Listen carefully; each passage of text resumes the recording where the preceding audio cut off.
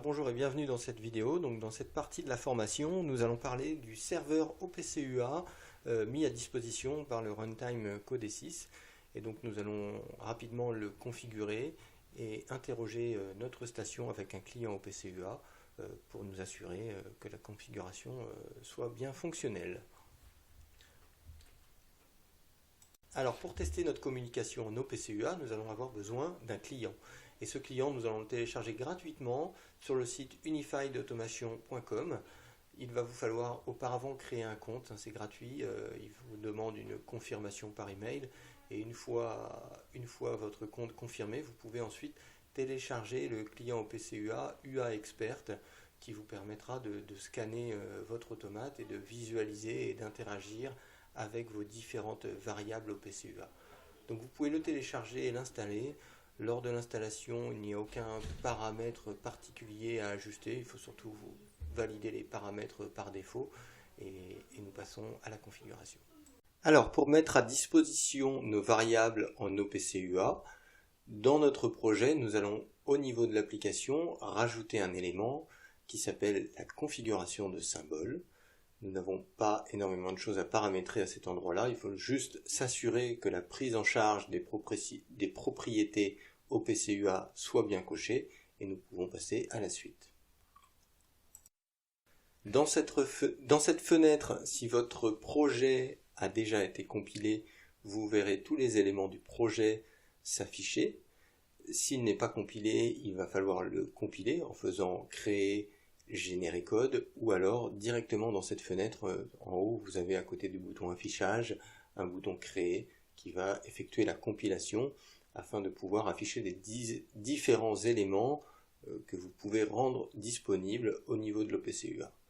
Donc ensuite vous n'avez plus qu'à cocher les éléments que vous souhaitez mettre à disposition de l'OPC-UA. Alors lorsque vous cochez l'élément, tout le contenu de l'élément sera mis à disposition. Mais comme vous voyez, il y a des petits plus qui permettent de descendre dans le détail du contenu de l'élément et vous pourriez potentiellement n'aller mettre à disposition qu'une seule variable d'un fichier de variable globale ou qu'une seule ou une autre variable d'un programme ou d'un bloc fonctionnel. Alors maintenant, vous pouvez vous rendre dans l'écran de sécurité de Codesys en passant par le menu affichage. Donc vous le reconnaissez à son logo en forme de bouclier. Une fois dans cet écran de sécurité, on va aller sur l'onglet Device et sur la partie droite, au niveau de OPC-UA Server, nous allons pouvoir générer une clé d'encryption. Donc vous pouvez choisir la longueur de cette clé d'encryption et donc attendre ensuite la génération de cette clé. Une fois cette clé générée, cela vous permet d'établir une connexion cryptée entre le client et le serveur OPC-UA.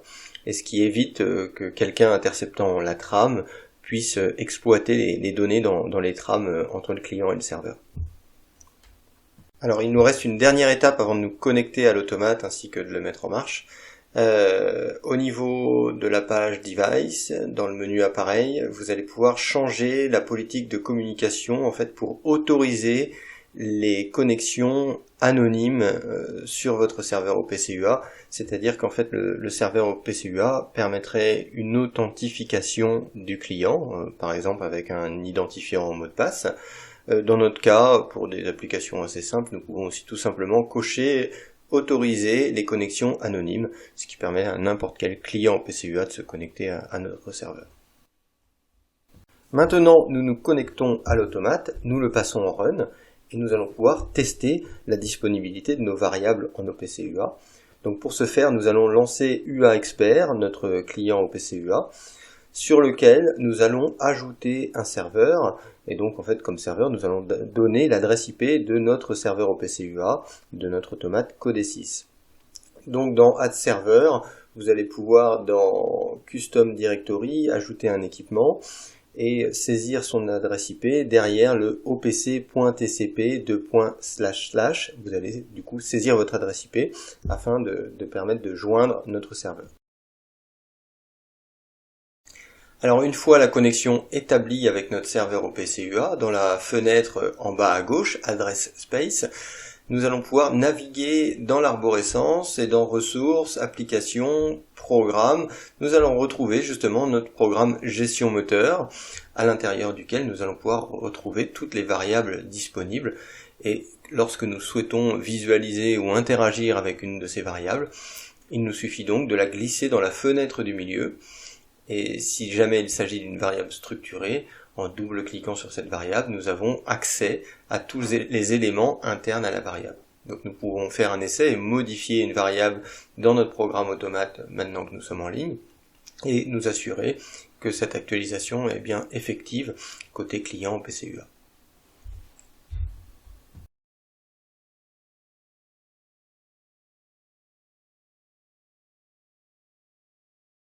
Voilà, c'est terminé pour cette vidéo sur le serveur OPCUA de Codesys.